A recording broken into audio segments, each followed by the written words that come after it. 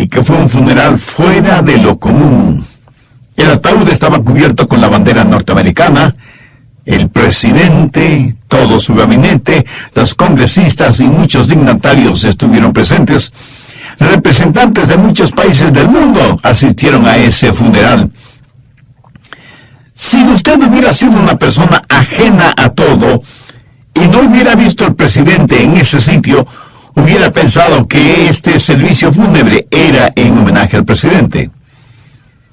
¿De quién era el cuerpo en ese ataúd? Esa persona jamás esculpió ninguna gran obra de arte, ni escribió algún extraordinario libro, ni era un condecorado héroe de guerra. ¿Quién fue ese hombre a quien estaban rindiendo homenaje póstumo? Pues fue un simple empleado público del Departamento de Servicios Foráneos de los Estados Unidos que había muerto en Trípoli, Italia, y había sido enterrado en suelo italiano.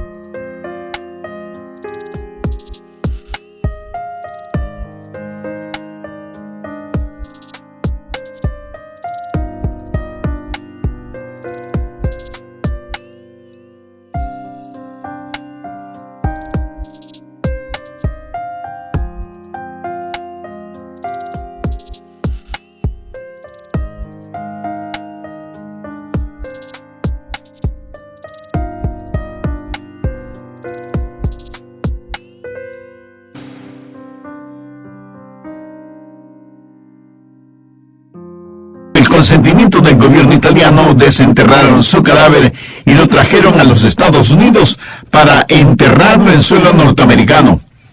Una banda militar estuvo presente en el aeropuerto tocando melodías marciales mientras soldados de infantería disparaban sus fusiles, 3 rondas de 7 disparos, y la bandera de los Estados Unidos flameaba a media asta. Evidentemente se trataba de una persona importante. Tal vez usted haya oído su nombre, o tal vez nunca lo ha escuchado. Era John Howard Payne. ¿Pero qué es lo que había hecho John Howard Payne? ¿Por qué la gente estaba tan emocionada? ¿Por qué le estaban brindando esos honores póstumos? Por una frase que había escrito. ¿Y cuál fue esa frase? Él, sencilla pero elocuentemente, escribió: placeres y palacios, aunque a menudo los puedo gozar, con toda humildad digo, no hay lugar como el hogar. Esta frase que él escribió ha tocado los corazones de las personas alrededor del mundo hasta el día de hoy. Por eso, como nación, se decidió homenajear a John Howard Payne por haber escrito: no hay lugar como el hogar. Y hoy quiero hablar acerca del hogar, de la familia, porque la familia es un pedacito del jardín del Edén que aún nos queda. Dios estableció a la primera familia en el jardín del Edén, y es como familia que miramos hacia el futuro, al hogar celestial que el Padre nos prepara para la eternidad. Los antropólogos y sociólogos y sabelotodólogos nos dicen que la familia de alguna manera surgió del pantano y cieno de la evolución, y que a través de graduales procesos evolutivos en la biología y la sociología se formó la familia. ¿Cree usted eso? Yo no lo creo. La familia tuvo su origen en el corazón y la mente de Dios. Fue la primera institución que Dios formó para responder a las más profundas necesidades físicas, sociales, espirituales y fisiológicas de la humanidad. Es vital que entendamos la importancia de la familia, porque los hijos deben nacer en el seno de una familia. Un niño en la familia desarrolla su propio concepto de lo que es el hogar. Un niño sin hogar no tiene ese beneficio. no sabe quién es o qué es. No tiene autoconciencia. Es dentro del hogar que un niño o una niña aprende quién es, qué es lo que puede hacer y qué es lo que se espera de él. El alma de un niño se forma dentro del seno de la familia. Y es dentro de la familia que los hijos desarrollan un sentido de seguridad, de confianza. Es dentro del hogar que los hijos aprenden a ser amados, aprenden que son dignos, aprenden que son valiosos.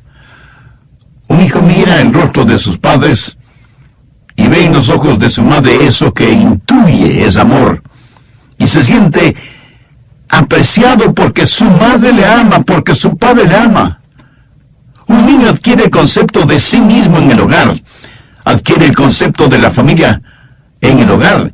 Y cuando en el hogar hay parámetros y limitaciones y reglas y disciplina, los hijos aprenden que no son ellos mismos la ley. Aprenden que tienen que saber convivir con los demás miembros de la familia. Y van aprendiendo respeto a la autoridad. La Biblia dice que un hijo dejado a su voluntad será una vergüenza para sus padres. Busque Proverbios 23, los versos 13 y 14. No rehúses corregir al muchacho, porque si lo castigas con vara, no morirá. Lo castigarás con vara y librarás su alma del Seol. Es en el seno del hogar que nuestros hijos adquieren el concepto de Dios. Se hace referencia a Dios como Padre.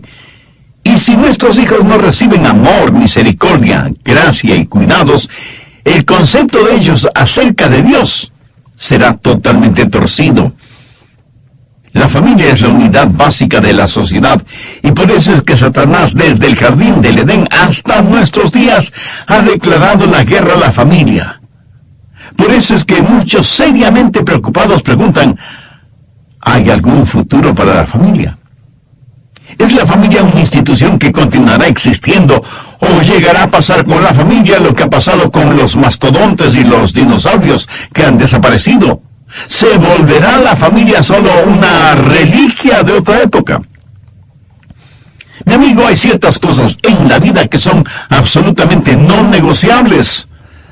Ciertas cosas que debemos aprender si es que queremos que haya un futuro para nuestras familias. Y si es que no hay un futuro para las familias, entiéndalo muy claramente. No habrá un futuro para nuestra sociedad, no habrá un futuro para nuestros países, no habrá un futuro para el mundo. Bien, el capítulo 5 de Deuteronomio es como una repetición de los 10 mandamientos que encontramos en Éxodo 20. Se podría decir que es para reforzarlos. Pero en Deuteronomio 5:29, Dios dice lo siguiente en lo concerniente con su pueblo. ¿Quién diera que tuviesen tal corazón, que me temiesen y guardasen todos los días todos mis mandamientos, para que a ellos y a sus hijos les fuese bien para siempre?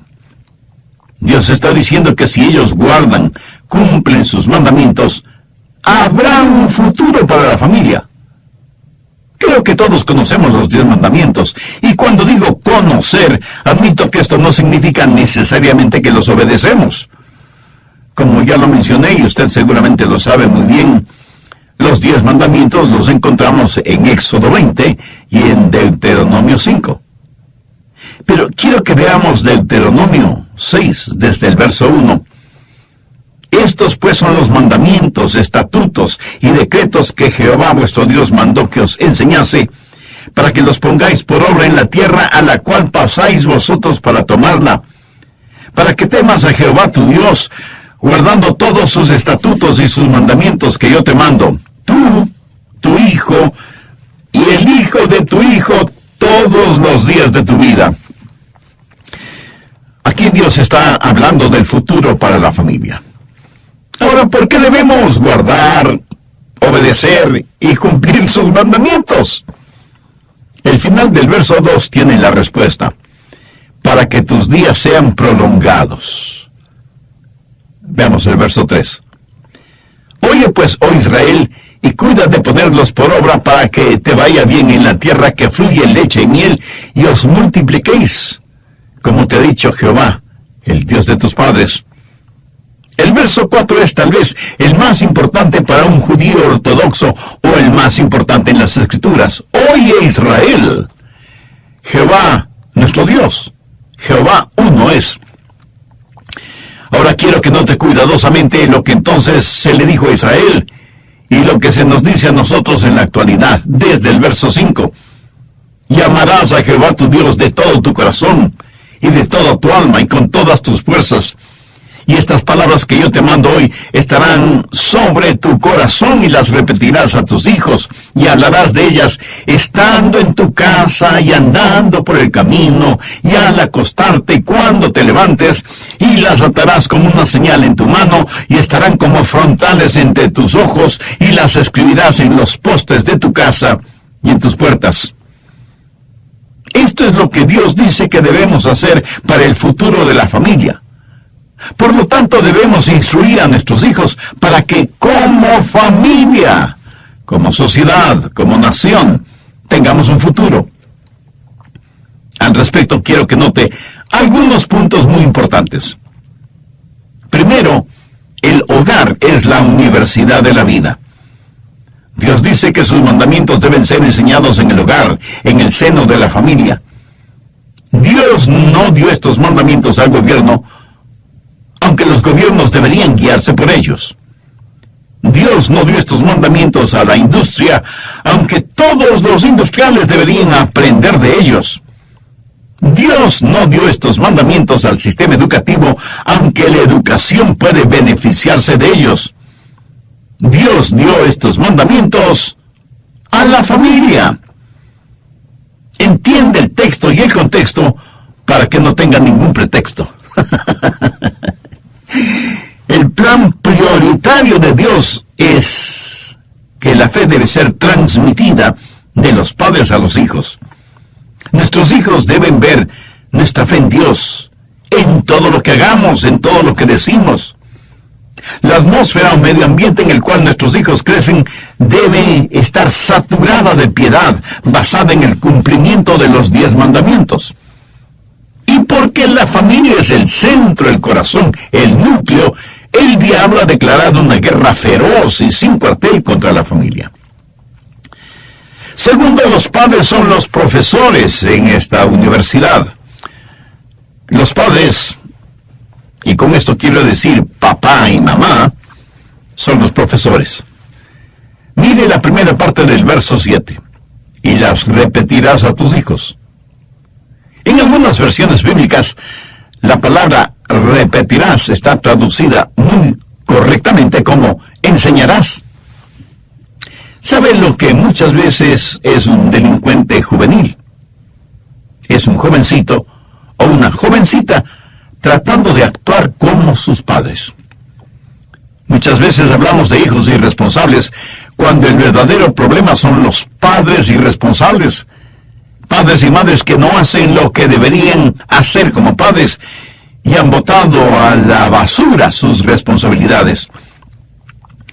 Ahora, como profesor o profesora en esta universidad de la vida, ¿qué cualidades y calificaciones debe tener? El verso 5 lo dice: y amarás a Jehová tu Dios de todo tu corazón y de toda tu alma y con todas tus fuerzas. ¿Lo ve?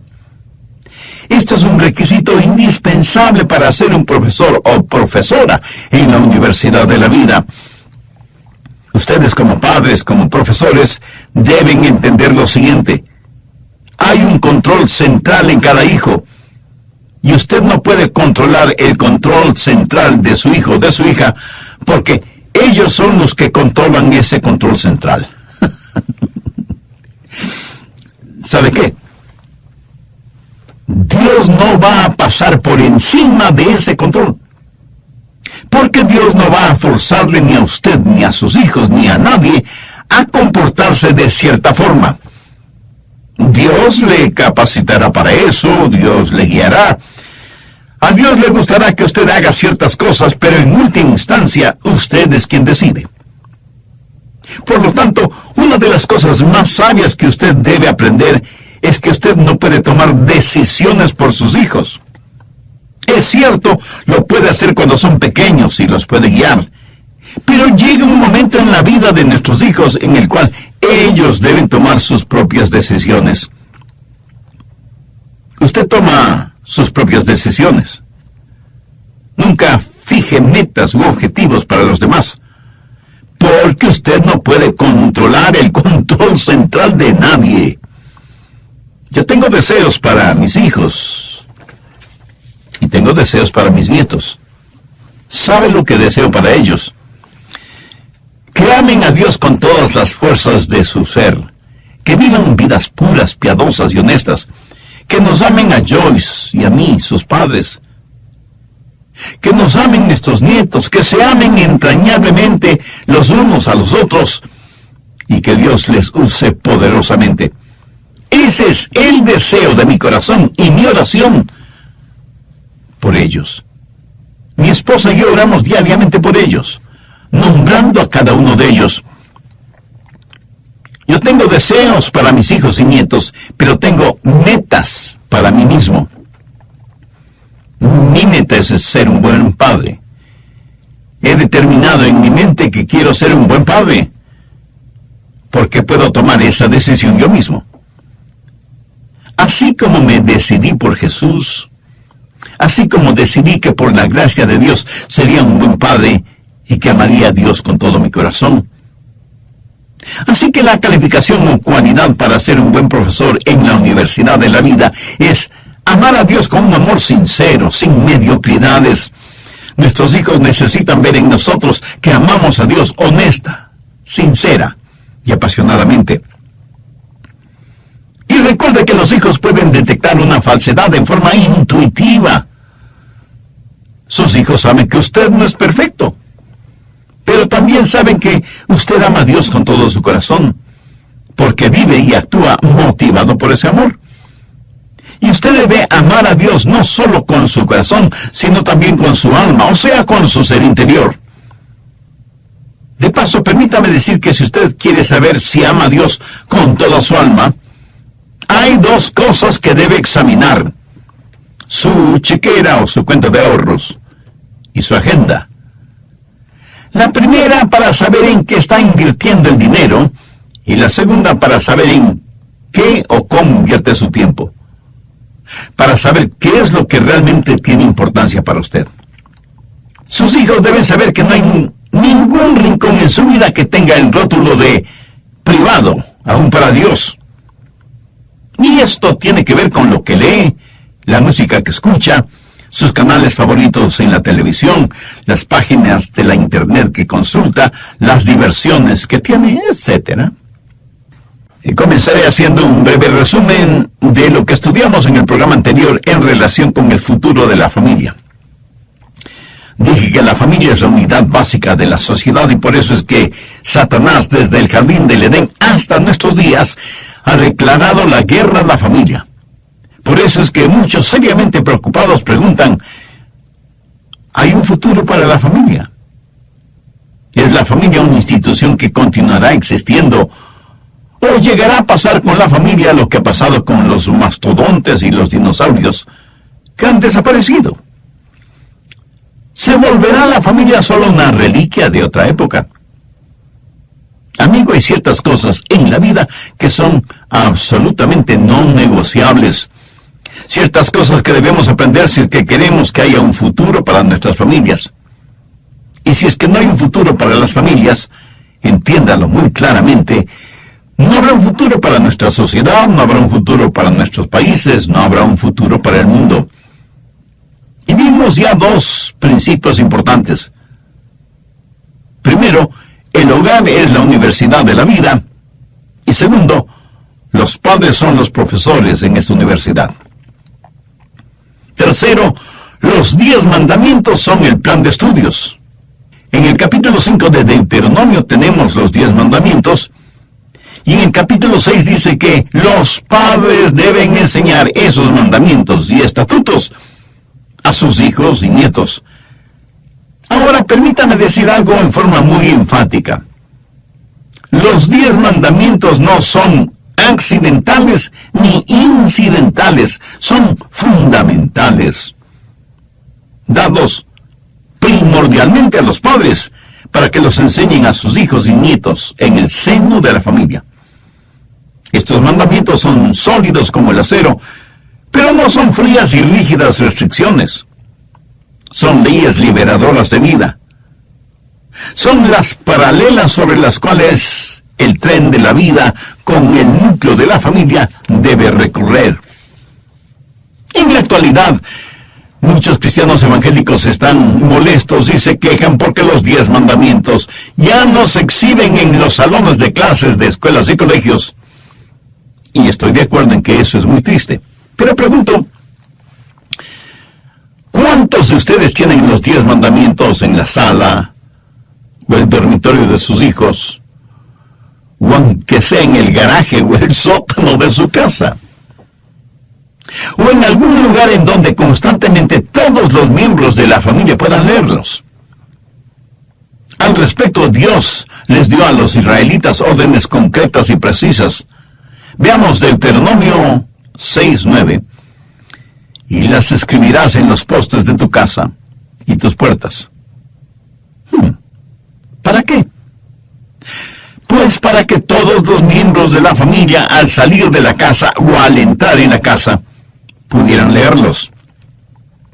Dios nos ha dado los 10 mandamientos como directrices espirituales y morales, y nunca tendremos familias exitosas a menos que les enseñemos los parámetros divinos a nuestros hijos y nietos.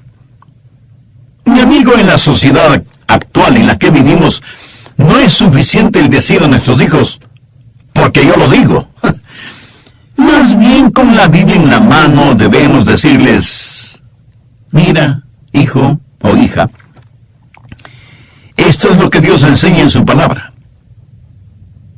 Ahora, esto no significa que usted no ponga ciertos límites, porque si nuestros hijos no tienen ciertas reglas, ciertas restricciones, van a crecer con un sentido de inseguridad.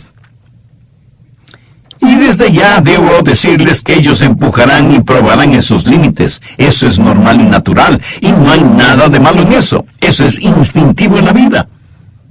Así que no se sorprenda ni se escandalice, ni piense que sus hijos están tratando de pisotear su autoridad cuando ellos empujan esos límites. Están tratando de ver cuán firme es usted en hacer respetar esas reglas. Oh, es cierto, se enojarán con usted, le llamarán anticuado, fuera de moda, incluso le dirán que le odian. Pero íntimamente le admirarán porque usted hace cumplir los límites impuestos y en cierta forma les ayuda a tener disciplina en sus vidas. Permítame añadir algo más al respecto. Una vez que ha hecho conocer a sus hijos cuáles son los límites, no tiene que estar luchando siempre con sus hijos para que los cumplan. Usted, en consejo familiar, les dice, hijos, en este hogar tenemos ciertos límites, ciertas reglas, por las cuales nos regimos todos. Así ellos saben que esos límites no tienen una dedicatoria especial para ellos, y pudiera ser que los acepten con gusto y hasta con agradecimiento. Pero si usted no establece esos límites, será un largo y arduo camino el que recorrerá en la educación de sus hijos. Y cada vez que ellos argumenten con usted irá bajando sus estándares, porque no puso límites y reglamentos claros y definitivos desde un principio.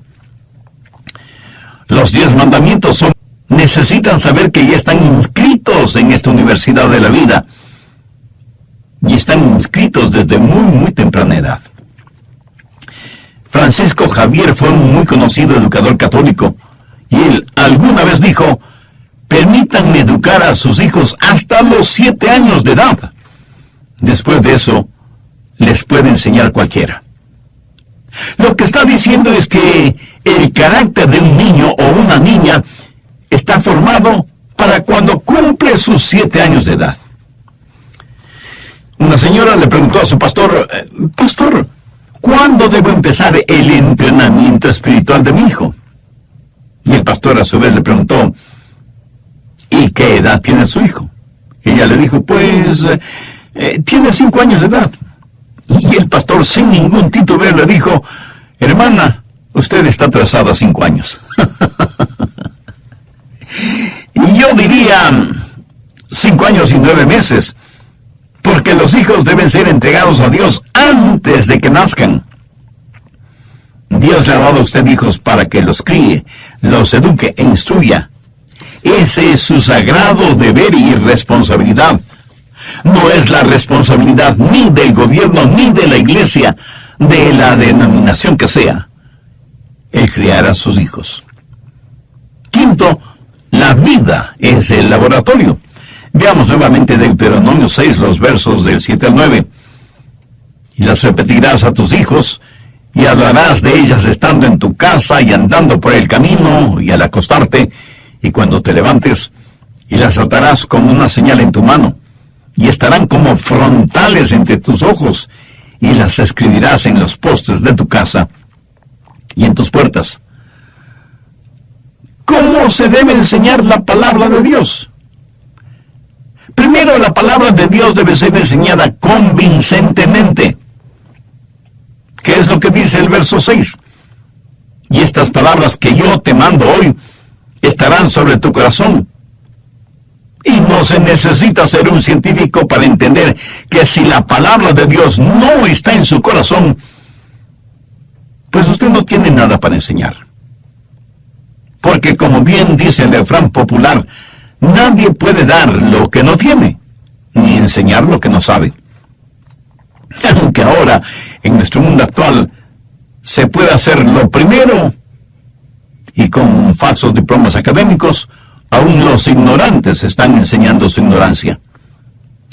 Si usted como padre o como madre creyente quiere enseñar honestamente a sus hijos y nietos la palabra de Dios, primero asegúrese de que usted conoce los estatutos, las órdenes, los mandamientos y en general la palabra de Dios.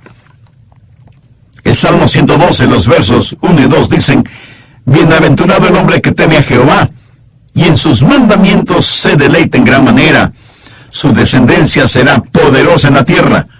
La generación de los rectos será bendecida. ¿Sabe que mi esposa y yo no solo oramos por nuestros hijos y nietos, sino también por nuestros bisnietos? Aunque a lo mejor no lleguemos a conocerlos en la tierra. Porque ellos serán nuestra semilla, nuestros descendientes en este mundo. Segundo, la palabra de Dios debe ser enseñada creativamente. El verso 7 dice, y las repetirás a tus hijos, y hablarás de ellas estando en tu casa, y andando por el camino, y al acostarte, y cuando te levantes. Y no es cuestión de que usted y su familia súbitamente se vuelvan religiosos, y tratan de aprender a toda velocidad algunas cosas de la palabra de Dios. Tratan de lograr en una semana o en un mes lo que toma toda una vida: conocer la palabra y la voluntad de Dios. Hay que ser creativos en la enseñanza de todo el consejo de Dios. No lea usted solo la Biblia, a menos que sea parte de sus devociones personales. Pero cuando está con toda su familia, asigne a cada miembro de su familia, incluyendo a los hijos que ya saben leer, una porción bíblica o un versículo. Cuénteles historias bíblicas, como cosas reales y verídicas, y no como relatos de ciencia ficción. Invente juegos bíblicos, memorice versículos, escuche con su familia buena música cristiana, asista con sus hijos a conciertos juveniles que no sean solo un espectáculo tipo Hollywood, sino que sea algo que en verdad trae honor y gloria a Dios.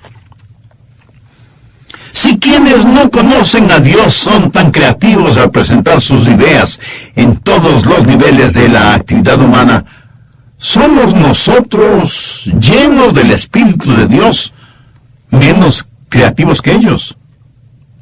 Hay que enseñar la Biblia creativamente. Tercero, hay que enseñar la palabra de Dios consistentemente. ¿Cuántos de ustedes son consistentes y diligentes enseñando, instruyendo a sus hijos? Busque Isaías 28, los versos 9 y 10. ¿A quién se enseñará ciencia? ¿O a quién se hará entender doctrina? ¿A los destetados? ¿A los arrancados de los pechos? Porque mandamiento tras mandamiento, mandato sobre mandato, renglón tras renglón, línea sobre línea, un poquito allí y otro poquito allá. Mi amigo, esa es la forma de enseñar la palabra de Dios. Ahora, reconozco que esto no es nada fácil, pero ninguna cosa que realmente vale la pena es fácil. Pero la fuerza acumulativa de esta forma de enseñanza será extraordinaria.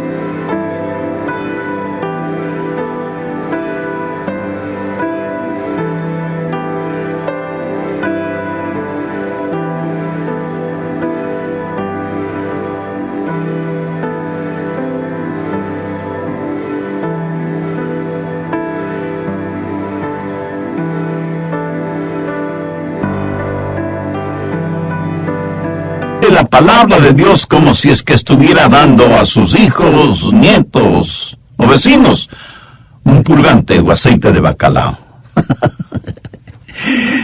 Y cuando hable de las cosas de Dios, no lo haga como si estuviera dictando una cátedra. Ni los profetas, ni Jesús, ni los apóstoles lo hicieron así. ¿Qué razón tiene usted para tener poses académicas cuando está conversando acerca de la palabra de Dios? Verá, la fe es captada tanto como es enseñada. ¿Ha notado cuán fácilmente aprendemos lo malo y negativo? ¿Y qué esfuerzo nos cuesta aprender lo bueno y positivo? Cuide sus palabras. Si tiene hijos, recuerde que sus oídos lo escuchan todo, aunque a veces, especialmente cuando les ordenamos hacer algo, parece que fueran totalmente sordos. Y finalmente, cuando esté enseñando la palabra de Dios, sea ilustrativo y práctico. Mire lo que dicen los versos 8 y 9. Y las atarás como una señal en tu mano, y estarán como frontales entre tus ojos, y las escribirás en los postes de tu casa y en tus puertas. Los judíos, sobre todo los ortodoxos, tienen unas pequeñas cajitas llamadas filacterias, que contienen porciones de la Biblia. Las llevan amarradas en la mano izquierda o sobre la frente entre sus ojos. ¿Por qué lo hacen? Porque para ellos esto tiene un significado muy profundo que algo debe enseñarnos a nosotros. La palabra de Dios entre sus ojos sobre la frente simboliza que todo lo que uno piensa debe estar controlado por la palabra de Dios. Y la palabra de Dios amarrada en la mano quiere decir que cualquier cosa que uno haga debe estar dirigido por la palabra de Dios. Pero aquí hay un principio muy importante. La palabra de Dios debe ser evidente. Mire lo que dice el verso 9. Y las escribirás en los postes de tu casa y en tus puertas. En otras palabras, la atmósfera de su hogar debe prácticamente enseñar la palabra de Dios. Sí, Dios ha prometido un futuro para su familia, pero depende de los padres, porque es su responsabilidad el enseñar a sus hijos la palabra de Dios. El pastor, la iglesia, los